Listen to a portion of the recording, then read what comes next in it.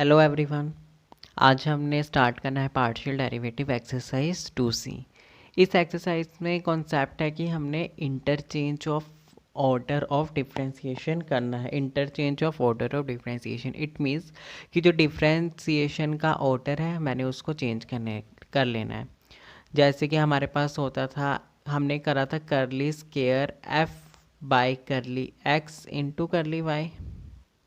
ये था second order differentiation partially. वो भी इसमें था क्या कि पहले मैंने करली एफ बाय करली वाई निकाला और उसको मैंने अगेन पार्शियल डिफरेंशिएट करा विद रिस्पेक्ट टू एक्स, तो ये वाली चीज़ बनी।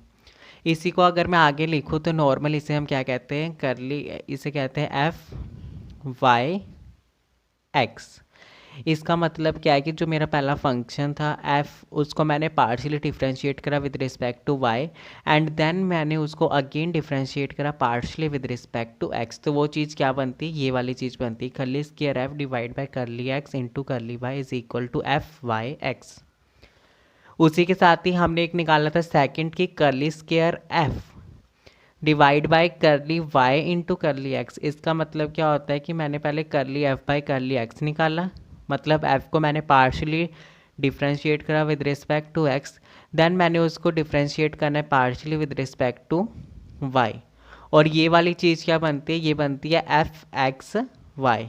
कि पहले मैंने एफ को डिफ्रेंशिएट करा partially with respect to X, फिर जो मेरा एफ एक्स आया उसको मैंने अगेन डिफ्रेंशिएट करा partially with respect to Y.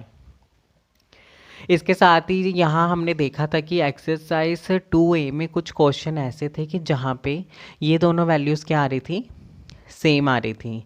मैं कह सकता हूँ कि F X Y is equal to F Y X. कहीं केसेस में कई सारे क्वेश्चन हमने ऐसे देखे जहाँ पे ये दोनों वैल्यूज़ क्या थी, सेम आ रही थी।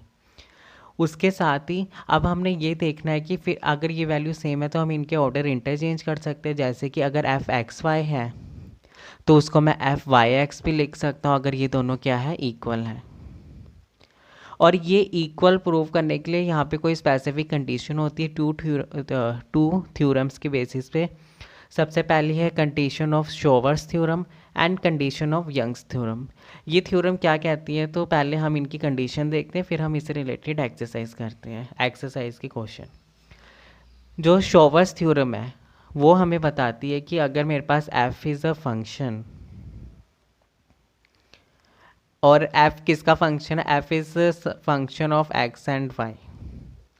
f में कोई x y के फंक्शन है। उसके बाद ही अगर इसने मुझे कहा कि अगर F X F Y and F X Y क्या है, एग्जिस्ट करते हैं, exist at point A B, किसी भी पॉइंट ए बी पे अगर एफ एक्स वाई एग्जिस्ट करते हैं, इट मीन्स कि अगर मैं एफ को डिफ्रेंशिएट करूँ partially with respect to X at point A B और वो एग्जिस्ट कर रहा है, चाहे वो जीरो भी आए, इसका मतलब कि वो एग्जिस्ट कर रहा है। अगर मैंने एफ को डिफ्रेंशिएट करा partially with respect to Y at point A B, उसकी भी कोई एग्जिस्टेंस होनी चाहिए। फिर अगर मैं एफ एक्स वाई को डिफ्रेंशिएट एफ एक्स वाई निकालूंगा और वो भी एग्जिस्ट करता है at a point A B, तो ये वाली थी पहला। उसके बाद एंड ऑल्सो जो मेरा F X Y is continuous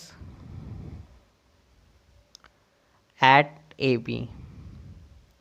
उसके बाद सेकंड कंडीशन ये कि जो मेरा एफ एक्स वाई है, मेरे को पहले फंक्शन दिया था, मैंने फंक्शन से क्या निकालना है, एफ एक्स वाई, मतलब उसकी सेकंड ऑर्डर पार्शियल डिफरेंशिएशन करनी है और इस पॉइंट पे दिखाना है इज़ कॉन्टीन्यूस, और मुझे बताना है कि वो जो मेरा एफ एक्स वाई है वो कॉन्टीन्यूस है ए बी पे। तो मैं कह सकता हूँ कि जो मेरा F X Y at point A B is equal to F Y X at point A B. तो ये कंडीशन है शोवर्स थ्योरम की। सबसे पहले मुझे प्रूव करना है कि जो मेरा एफ एक्स वाई एग्जिस्ट करता है, रैंडम पॉइंट है, मतलब ए बी जो हमें दिया होगा कि तुम्हें प्रूव कराना है। फिर उसके बाद सेकंड ये मुझे प्रूव कराना है कि जो मेरा एफ एक्स वाई है वो कॉन्टीन्यूस भी है ए बी पे।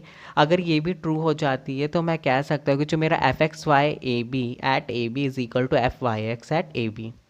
तो ये था शोवर्स थ्योरम की कंडीशन। उसके बाद अगर यंग्स थ्योरम में जाए, यंग्स थ्योरम क्या कहता है, वो कहता है अगर F X F Y both exist at A B, कि जो मेरा एफ एक्स है और एफ वाई दोनों एग्जिस्ट करने चाहिए ए बी पे, और उसके साथ ही एफ एक्स और एफ वाई डिफ्रेंशिएबल होने चाहिए एट ए बी। तो मैं कह सकता हूँ देन उसके लिए फिर मैं कह सकता हूँ कि जो मेरा एफ एक्स है at F X Y at A B is equal to F Y X at A B.